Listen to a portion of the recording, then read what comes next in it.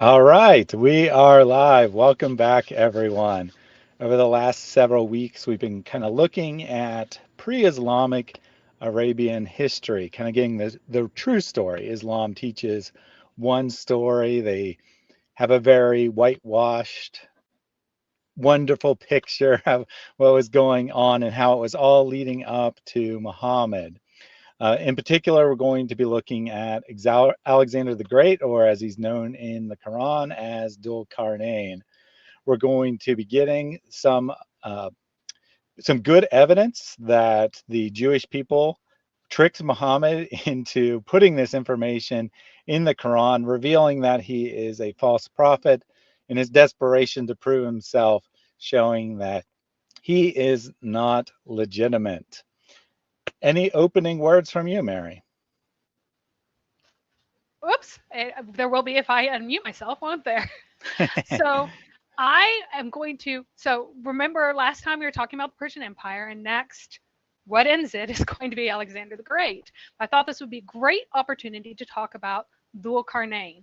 And since we're talking about Dhul Qarnayn, we're also talking about the Surah of Al-Kahf, that is the cave. So I would like to, for my little opening bit, read a little bit about a certain verse. If you'll share my screen, it's if you look in chapter 50 of Al-Kahf. Let me see if I can make this bigger for. Nope, can't make it bigger that way. I can make it bigger by doing this. Hang on, nice and big. Is that bigger for you guys? Oh yeah. Oh, there All you go. That's better. right. Okay, so 1850 said, and recall when we said to the angels. So Allah is here fussing at everyone. And he's saying, recall when we said to the angels, prostrate yourselves before Adam. And all of them fell prostrate except Iblis. Apparently he is an angel here, right? Yet he is also of the jinn, and so disobeyed the command of his Lord. Will you then take him and his progeny or progeny, excuse me, bleh, progeny as your guardians rather than me, although they are your open enemies? What an evil substitute are these wrongdoers taking? So he has progeny. What does progeny mean? Progeny Offspring. means offspring. All right. So Iblis has kids. Now, let's find out what other Islamic sources have to say about Iblis's kids. So, uh, so they talk about what's the meaning of this, and then here's the next part. What will you take him, O children of Adam, and his descendants? Progeny was trying to hide it a little bit because maybe might not think that progeny means descendants, but it does mean his offspring, right? His descendants as allies instead of me, while they are your enemy, etc. So it says that there was a difference of opinion as to whether Iblis had offspring from his loins. In Arabic, that will actually be from his back, by the way, because in the Arab society, they believe that semen comes from the back. Al-Sha'abi said, a man asked me and he said, does Iblis have a wife? I said, this is a wedding that I did not attend.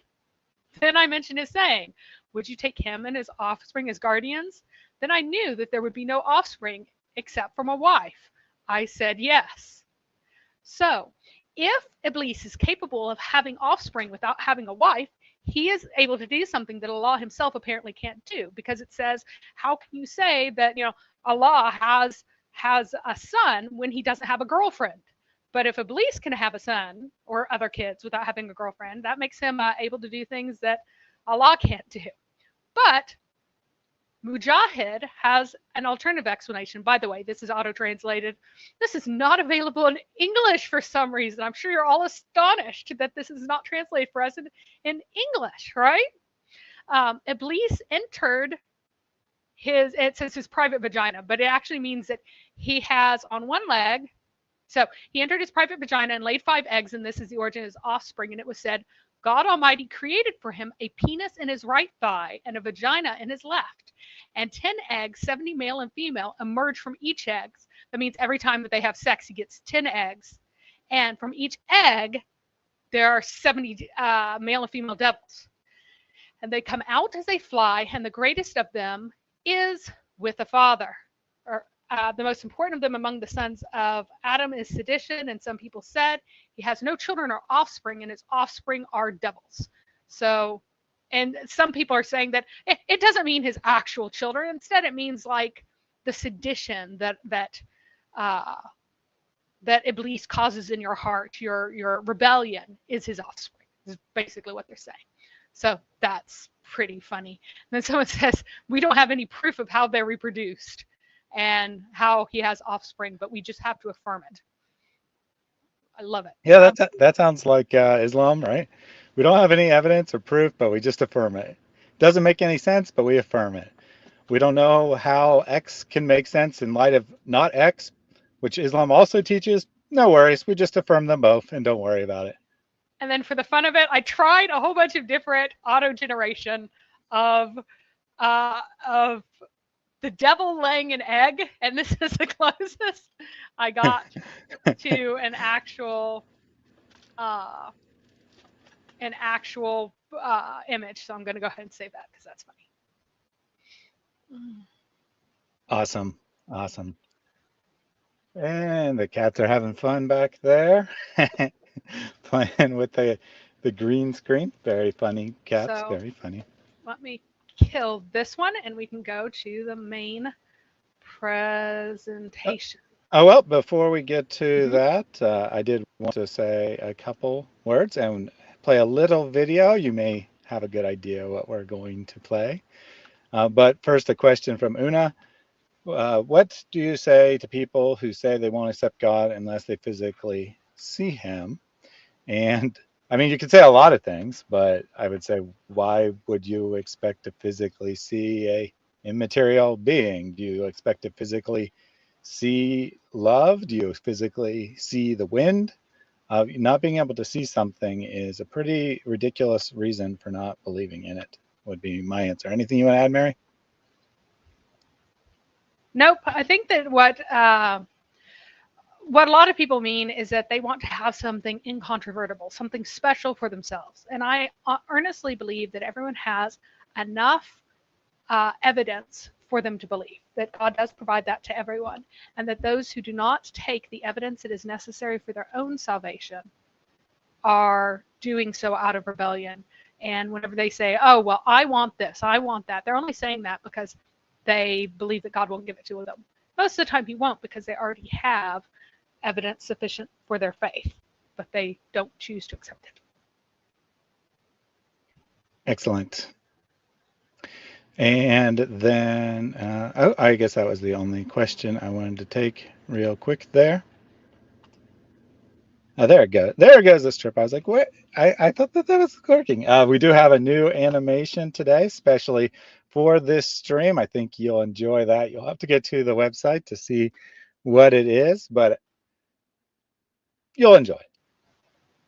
I don't even know what it is, so Yeah, I'm Mary looking doesn't even forward know to it. yet. I'm like, you should do an animation for this. He's like, I've come up with something, but it's going to be a surprise, so I have no idea what it is. But before anything else, let's get an introduction from Yusuf Estes here. You might think I'm a Catholic, I'll never be anything but a Catholic. But I'm going to ask you a question, and I want you to be honest. This is not for you to, start a debate, but just be honest. Was Jesus a Catholic?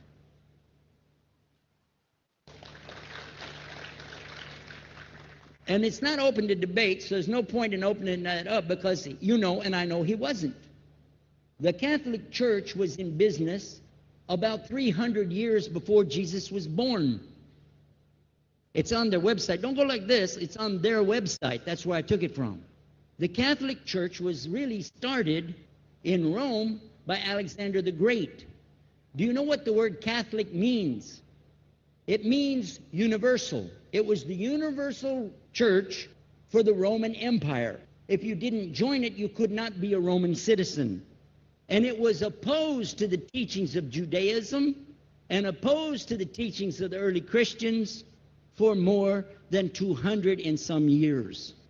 And they were diametrically opposed to each other to the extent that it was the Romans killing the early Christians.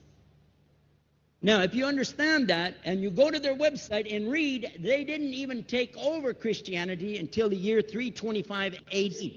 And when they did, they changed a lot of things, again, referring to their own website. But if you want to check it in Britannica or Americana or grow your encyclopedias, go ahead and read about the Catholic Church. When in August of 325 AD, at the Nicaea Council, they took over, first thing they said was, let's change the date of the birth of Jesus to be the same date as that of Mithras, which was the god, one of the gods worshipped there, and also the sun god's birthday was the same day, December the 25th, believing it to be the shortest day of the year. And Constantine was a sun worshiper of Sol Invictus. Go to the website, read it for yourself. There are a lot of points, but not the least of which, even today, if you go in any Catholic church, and I have, you'll see so many portraits and statues and idols and images throughout the whole place that for the one who's never experienced that, for a Muslim who knows about these images, he'll be like, whoa, a'udhu billah. Whoa, what's this? The first time I walked in a Catholic church, I was about 10 years old. I was shocked. I was shocked at the idols and statues everywhere, because in the Protestant religion, we were brought up to believe that the second commandment was just as important as the first commandment. The first commandment in the Bible, in Exodus, is the same as the first commandment in the book of Deuteronomy. It says, I'm the Lord your God that brought you out of the land of Egypt in the house of bondage. You know no other God beside me. Beside me there's no other gods. Thou shalt not have any other gods beside me. How many in this room agree with that commandment? Raise your hand. You notice like half the Muslims aren't raising their hands because they're not paying attention. He raises his hand. He's like, oh, we're supposed to be raising our hands now? Oh, yeah. For us as well. The second commandment you have clearly says, thou shalt not make any idol, any graven image of anything that creeps upon the earth, swims in the sea beneath, or flies in the air above. And I was sitting in a church one time, sitting there in the morning service, watching, the preacher talk, and they go on and on and on, and sometimes you lose your train of thought. I was looking. Whoa! On the front of the podium, there was a fish. Oh my gosh! For the symbol, make you fishers of men. They had a fish. I said, whoa. Then I looked up above his head at the big stained glass window, and it had a dove, and he had the olive branch in his mouth. The dove is flying, the bird, I said, whoa. And then I look over here, and there's a cross with a man hanging on it. I said, wow, they didn't miss a single one. They got them all. Something walking on the earth, something swimming in the sea beneath. So stupid. Okay. Always good fun there, Yusuf Estes. Yes, Hope Yusuf you enjoyed that. Estes, is one of their top Islamic apologists. So the best that Islam has to offer, his argument is that Christianity was started in Rome by Alexander the Great, who's a Greek who lived 300 years before Jesus was born. Mm-hmm. Excellent. I have no idea why he just went. I mean, why did he choose the Roman emperor, for heaven's sake? No. You decided to go with Alexander the Great, a Greek. I guess all the white people look the same to him, all right? All right, I got my presentation up. Yep, so quick comment from Matt here. So this is one of the weirdest videos ever. What's even funnier is that this whole thing was in a very response to a very innocent comment. She just mentioned that she was Catholic and asked a question that should have been a very easy question for Yusuf to answer about the Quran. And then he just goes on and on about totally unrelated stuff, eventually going on to Alexander the Great. And his whole 8-10 minute answer, he didn't mention her actual question one time. And it wasn't a hard question. It was a very easy question to answer. So just quite extraordinary. To say one of the weirdest videos ever, I think, is a bit of an understatement. It might literally be the dumbest thing I've ever seen in my entire life. And that's with all, including every Muslim who's called in here, and the brain dead atheists who call in, and countless people I've spoken to in real life, might be the dumbest thing I have ever seen. All right, I will share your presentation now with that icebreaker out of the way. Now we're going to learn about how Alexander the Great exposes not just Yusuf Estes, but Muhammad as well. Indeed.